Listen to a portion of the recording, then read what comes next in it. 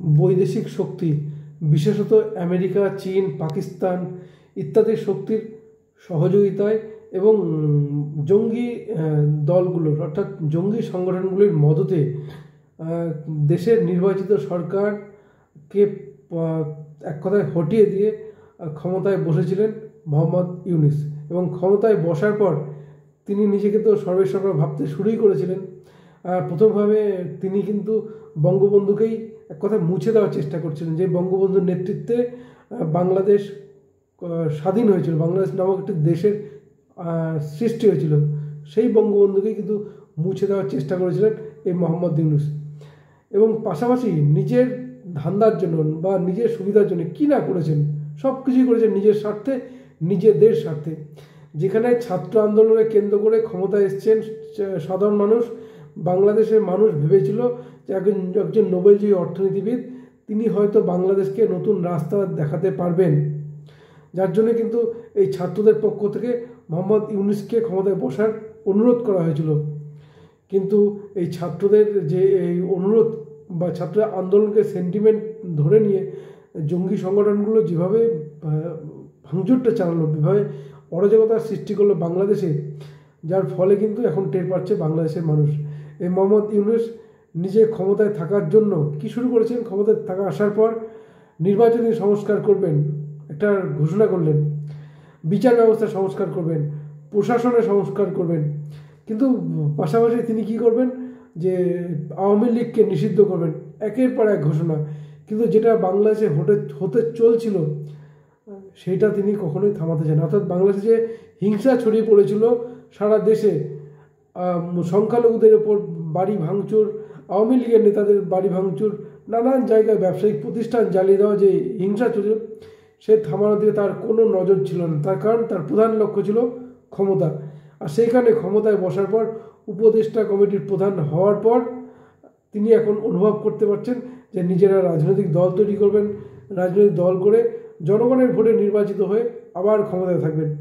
সুতরাং জনগণ যে তাকে একজন নিরপেক্ষ হিসেবে উপদেষ্টা কমিটির প্রধান পদে বসিয়েছিল, সেটাকেই তিনি হাতিয়ার করে নির্বাচনে যেতে চাইছেন। অর্থাৎ নির্বাচনী সংস্কার একমাত্র নিজেদের স্বার্থের জন্য, নিজের সুবিধার জন্য করতে চাইছেন এই মানুষটি। পাশাপাশি আরও বলবো, যেটা তার বিরুদ্ধে যে 600 কোটি টাকা দুর্নীতির অভিযোগ উঠেছিল, যেখানে বাংলাদেশের আদালত তাকে ট্যাক্স ফাঁকির, কিন্তু 600 কোটি টাকা ট্যাক্স ফাঁকির যে অভিযোগটা করেছিল, তো সেইখানে কিন্তু মোহাম্মদ ইউনূস সেই বিচার ব্যবস্থাও কিন্তু নিজের কাজে লাগিয়ে নিলেন। অর্থাৎ তার বিরুদ্ধে যে 600 কোটি টাকা ট্যাক্স ফাঁকিদার অভিযোগ করেছিল, সেটাকে কিন্তু নিজের, অর্থাৎ তাকে যা ট্যাক্স ফাঁকি যে এই যে অভিযোগটা, ট্যাক্স 600 কোটি টাকা তাকে দিতে হবে না তার সংস্থাকে, এমনটা রায় বের করে নিয়েছিলেন এই ইউনূস। এতটা ধান্দাবাজ। সুতরাং তার কাছে দেশের মানুষ, দেশ কোনো বিষয় নয়, নিজের স্বার্থ। কারণ নিজেকে দুর্নীতিগ্রস্ত মানুষ সরকারে আসার আগেই যে 600 কোটি টাকা অর্থাৎ ট্যাক্স ফাঁকি দিয়েছেন, যেখানে আদালতে প্রমাণিত, সে আদালতও কিন্তু তার পক্ষে রায়, অর্থাৎ বিচার ব্যবস্থাকেও কিন্তু নিজের কাজে লাগাচ্ছেন এই মোহাম্মদ ইউনূস। পাশাপাশি আরও এই যে সামনেই দুর্গাপূজা, অর্থাৎ সেই দুর্গাপূজা নিয়ে যেভাবে জঙ্গি সংগঠনগুলি বাংলাদেশে দুর্গাপূজা বন্ধ করার জন্য উঠে পড়ে লেগেছে, কোথাও প্রতিমা ভাঙচুর, কোথাও মন্দির ভাঙচুর, কোথাও হিন্দুদের বাড়িঘর ভাঙচুর, এই মোহাম্মদ ইউনূস চুপচাপ, তার প্রশাসন চুপচাপ। শুধু কি করে আমেরিকার ভালো থাকা যাবে, কি করে আমেরিকার তামাককে টিকে থাকা যাবে, কীভাবে ক্ষমতায় থাকা যাবে, এই ধান্দায় রয়েছেন মোহাম্মদ ইউনূস। দেশে যে অরাজকতা চলছে, আবার বলবো যে বাংলাদেশের সমস্ত মানুষ কিন্তু চায় না যে হিন্দুদের উপর অত্যাচার, বেশিরভাগ মানুষই চায় দেশটা শান্তিতে থাক।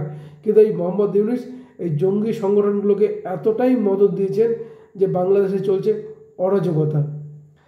পাশাপাশি আরও যেটা বলবো, যে এই মোহাম্মদ ইউনূস যে সামনের দুর্গাপূজা যে কী করে বিভিন্ন সংগঠন পারেন ওপেন রাস্তায় যে পূজা হতে দিব না এরকম মিছিল করেছেন এই মোহাম্মদ ইউনূসের মদতে। পুলিশ প্রশাসন সেনাবাহিনী চুপচাপ, কারণ চুপ রেখেছেন এই মোহাম্মদ ইউনূস।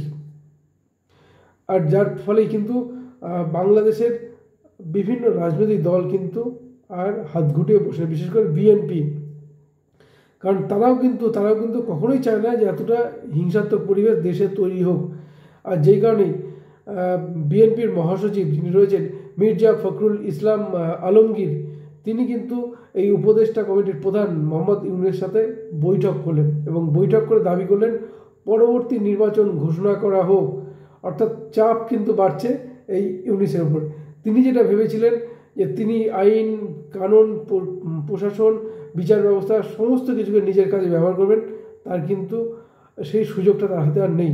কারণ প্রধান বিরোধী দল বিএনপি তারা কিন্তু নির্বাচনের দাবি জানিয়েছে এবং এই যে বললাম বিএনপির মহাসচিব মির্জা ফখরুল ইসলাম আলমগীর এবং 5 সদস্যের কমিটি কিন্তু এই ডক্টর ইউনূসের সঙ্গে বৈঠক করলেন এবং তারা পরিষ্কার জানিয়েছেন যে নির্বাচন কমিশনে কিছু সংস্কার হোক, বিচার ব্যবস্থায় কিছু সংস্কার হোক, কিন্তু তার বলে এই নয় যে তারাই সব সংবিধানকে পরিবর্তন করবেন। কারণ সংবিধান পরিবর্তনের ক্ষমতা নির্বাচিত সরকারেরই রয়েছে।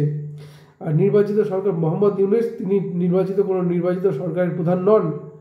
তিনি ছাত্র আন্দোলন থেকে উঠে আসা ছাত্রদের একটা দাবি যে যেহেতু তিনি নোবেল জয়ী, সুতরাং তাকে ক্ষমতায় বসানো হোক এবং তিনি দেশটা পরিচালনা করুন। সুতরাং এইখানে কিন্তু বিএনপি কিন্তু এক কথায় বলা চলে চাপ সৃষ্টি করে, যা অত্যন্ত প্রয়োজন এবং অত্যন্ত গুরুত্বপূর্ণ। ডক্টর ইউনূসের উপর চাপ সৃষ্টি করেছে এবং পাশাপাশি তিনি বলেছেন সাংবাদিকদের সামনে যে মোহাম্মদ ইউনূস যেভাবে বলেছেন যে নির্বাচন কমিশনের সংস্কার করতে হবে, বিচার ব্যবস্থা সংস্কার করতে হবে, প্রশাসনের সংস্কার করতে হবে, সংবিধান পরিবর্তন করতে হবে। তো এই মির্জা ফখরুল ইসলাম আলমগীর তিনি কিন্তু বলেছেন যে হু আর ইউ, আপনি কে এইসব সংস্কার করার? আপনি তো কোনো নির্বাচিত সরকারের প্রধান নন, সুতরাং আপনার অধিকার নেই।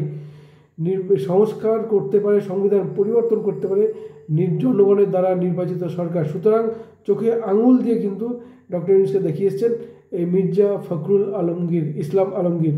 এ কিন্তু অত্যন্ত গুরুত্বপূর্ণ। পাশাপাশি তিনি এও জানিয়েছেন যে দ্রুত নির্বাচন হোক এবং জনগণের দ্বারা নির্বাচিত সরকার দেশ শাসন করুক, অর্থাৎ জনগণের ভোটের সেখানে তিনি পাশাপাশি তিনি একটা খুব ভালো কথা বলেছেন যে এই বিএনপি কিন্তু কখনোই চায় না যে আওয়ামী লীগকে নিষিদ্ধ করা হোক। এই কথা কিন্তু খুব গুরুত্বপূর্ণ, যেখানে কিন্তু এই ডক্টর ইউনূস তিনি কিন্তু বলেছেন যে আওয়ামী লীগকে নিষিদ্ধ করবেন, অর্থাৎ আওয়ামী লীগকে ছাড়াই আগামী নির্বাচন হবে। এরকমই কিন্তু বারবার কিন্তু এই উপদেষ্টা কমিটির পক্ষ থেকে কিন্তু বারবার কিন্তু ঘোষণা করা হচ্ছিল। তার কিন্তু তীব্র বিরোধিতা করেছেন এই বিএনপির মহাসচিব মির্জা ফখরুল ইসলাম আলমগীর। তিনি বলেছেন যে আওয়ামী লীগ নির্বাচনে লড়াই করুক, তাদের নিষিদ্ধ করার পক্ষে তিনি নন। পাশাপাশি তিনি এও বলেছেন যে আওয়ামী লীগের যেসব নেতাদের বিরুদ্ধে অভিযোগ রয়েছেন, গণহত্যা চালানো, খুন, ধর্ষণ, দুর্নীতির, তাদের বিরুদ্ধে তদন্ত হোক, তাদের নির্বাচনে লড়াই নিষিদ্ধ হোক, কিন্তু আওয়ামী লীগের নয়। এটা কিন্তু অত্যন্ত গুরুত্বপূর্ণ বিএনপি। পাশাপাশি এখানে আরও একটা বলবো যে এই ডক্টর ইউনূসের সঙ্গে কিন্তু দেখা করেছেন জামায়াত ইসলামের প্রধান আমির শফিকুর রহমান এবং তিনিও কিন্তু নির্বাচনের দাবি করেছেন, কিন্তু তিনি কিন্তু সেরকম কিন্তু চাপ সৃষ্টি করেন। তার কারণ আমরা জানি এই আওয়ামী লীগের সরকার যখন ছিল, শেখ হাসিনা যখন প্রধান ছিলেন, এই জামায়াত ইসলামীকে কিন্তু নিষিদ্ধ ঘোষণা করেছিল বাংলাদেশ সরকার। সুতরাং তাদের সংগঠন যে একেবারে তলানিতে, এ বিষয়ে কোনো সন্দেহ নেই। সুতরাং এই ডক্টর ইউনূস সরকারের থাকার সুবাদে তার নিজেদের সংগঠনের ভিত মজবুত করতে চাইছেন, আর যেই কারণে তারা চাইছেন নির্বাচন হোক, কিন্তু একটু সময় নিয়ে, কারণ তাদের